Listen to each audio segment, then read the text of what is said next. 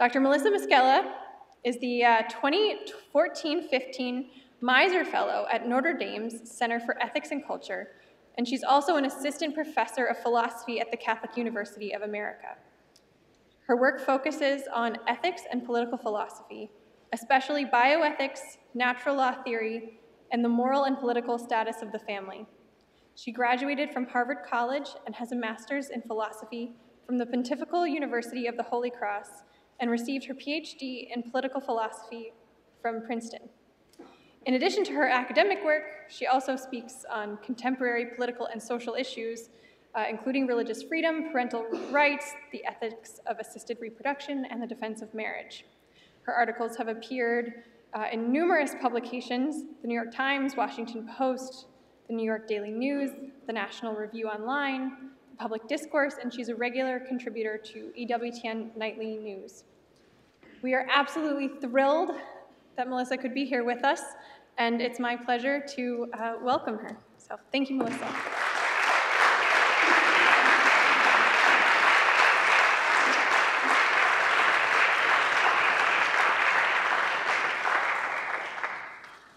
Well, thank you, Caitlin. I am absolutely thrilled to be here with you and this great group of students for this excellent conference that I have had the benefit of sitting in on during many of my years as a graduate student at Princeton. It's always a wonderful event, and I hope you all enjoy it as much as I always have in the past.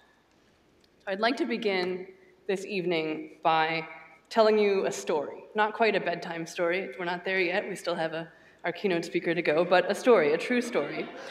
And this story is about Julia Ward, a young woman studying for her master's degree in counseling at Eastern Michigan University. A bright and diligent woman, Julia was a top student with a promising career ahead of her. She'd reached the stage in her program where students engage in a practicum, making use of what they've been learning in the classroom to counsel real clients. As Julia looked over a new client's file in preparation for the first appointment, she noticed that this client had previously received counseling regarding his homosexual relationship. A devout Christian, Julia knew that in good conscience, she would not be able to affirm this client's homosexual behavior should it come up in their conversation. And so she discussed the matter with her supervisor, who then referred the client to somebody else. Now, Julia's actions here had been completely in line with professional standards. However, the university responded in an extremely punitive manner. They accused her of quote-unquote unprofessional conduct and inability to tolerate different points of view, imposing values that are inconsistent with counseling goals, and discrimination based on sexual orientation. Julia was told that she had three options: go through a remediation program to change her intolerant views, leave the program, or request a formal hearing. Refusing to cave into the pressure and compromise her beliefs, and also refusing to leave the program when she was just a few courses shy of graduating, she chose to request a formal hearing. Julia was grilled relentlessly as the faculty members tried to convince her of the error of her ways. While she was clear about her inability to affirm homosexual conduct, she also made it clear that she harbored no prejudice against those with same-sex attraction. At the hearing, Dr. Francis, one of the professors, engaged Julia in the following line of questioning. Dr. Francis, is anyone more righteous than another before God? Julia, God says we're all the same. Dr. Francis, if that's true, then aren't you on equal footing with persons engaging in homosexual behavior, with everyone? Julia, absolutely, Dr. Francis.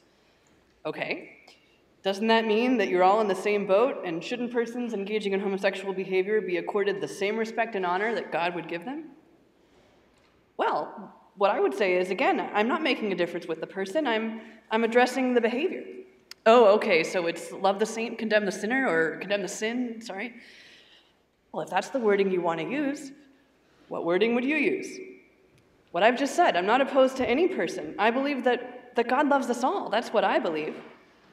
Well, apparently loving the sinner and recognizing that we are all sinners wasn't enough for Eastern Michigan University. To call homosexual behavior sinful was itself considered beyond the pale. And the result of the hearing was that Julia, who had been a straight-A student, found herself expelled from the program. Thankfully, she was ultimately vindicated in 2012 after a 3-year-long court battle. Others, like the wedding photographer who refused to photograph a same-sex commitment ceremony in New Mexico, have not been so fortunate. I tell you Julia's story not to convince you of the real and grave dangers that the new sexual liberationist orthodoxy presents to religious liberty and the rights of conscience. Professor George will do that in his presentation tomorrow afternoon.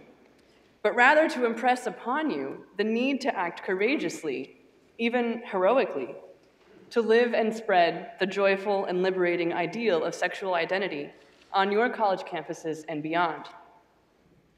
There may be times and places in the history of the world in which it's possible to go through life as just an ordinary good person, a faithful spouse, a loving parent, a concerned citizen, an honest, industrious professional, and so on, leading a normal, quiet life, not making waves, not standing out. Perhaps. But the United States of America in the year 2014 is not one of those times and places.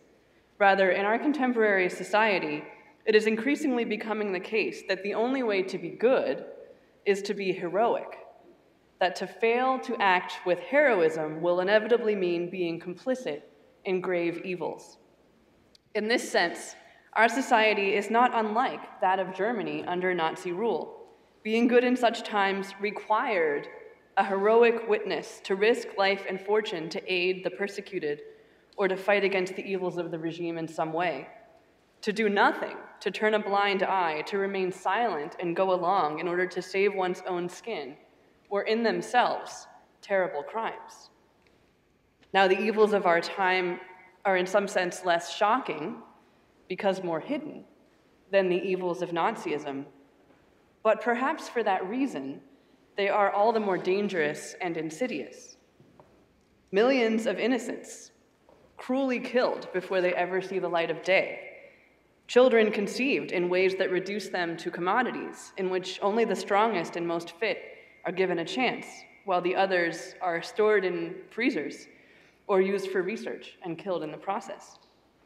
The denigration of the great gift of human sexuality into an instrument for hedonistic self-satisfaction and the consequent breakdown of the family, with all the human devastation and tragedy that these trends have brought in their wake. The deep psychological wounds, not to mention physical illnesses suffered by those who have fallen prey to the hookup culture, the drastic rise in poverty, particularly among single mothers and their children, due to permissive divorce laws and a contraceptive mentality that makes people think having sex and having babies are completely unrelated things, the profound and pervasive harms to children, who are the voiceless victims of family breakdown.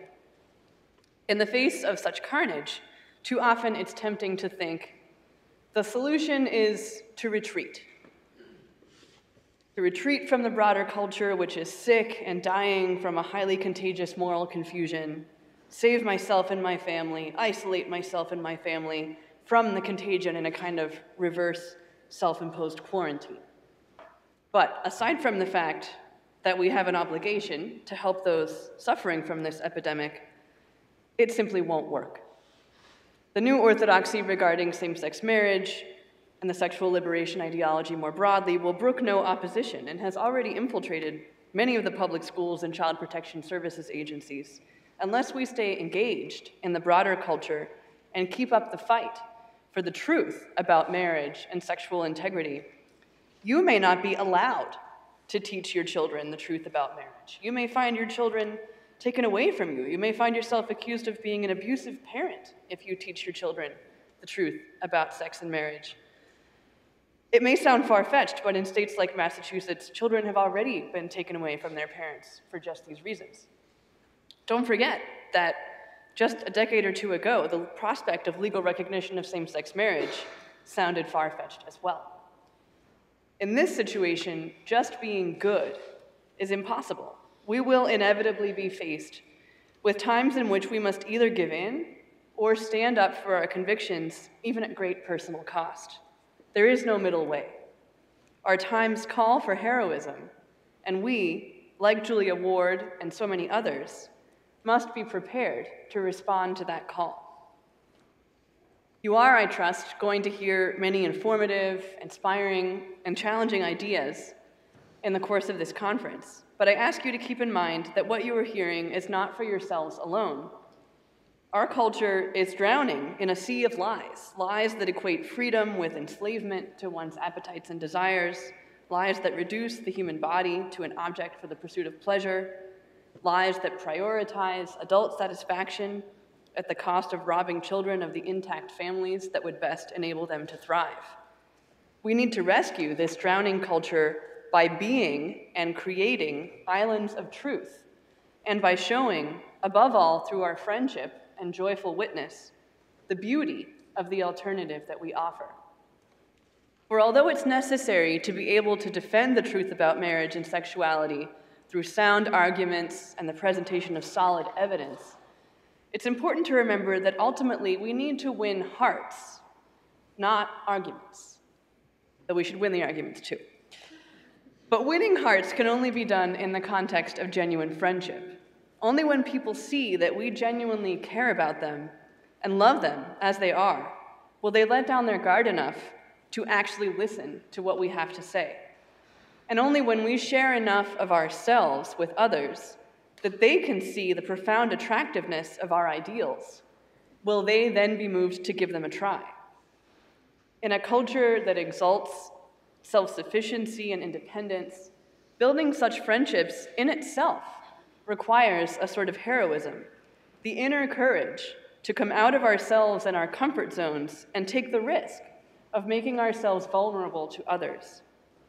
But doing so is an indispensable part of building a culture that understands and appreciates the truth about human sexuality within the broader context of human relationships.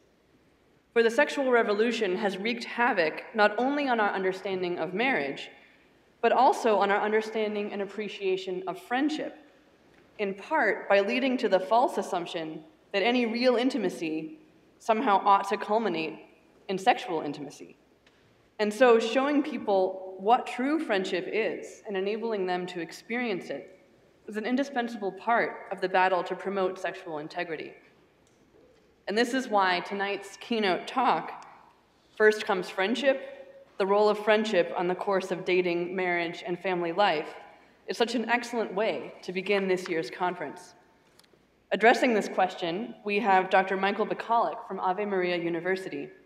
Dr. Bacalek is an internationally recognized Aristotelian scholar and an expert in Aristotle's ethics. He was a Marshall Scholar at Harvard College and took his Ph.D. in philosophy at Harvard under John Rawls.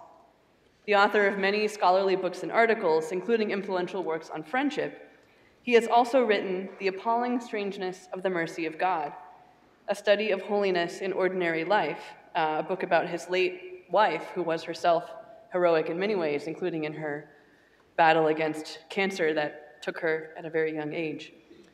A member of the Pontifical Academy of St. Thomas and a chair and professor of philosophy at Ave Maria University, it is claimed that Bacalek has tied Thomas Reid, the Scots common sense thinker, for having the most children as a philosopher.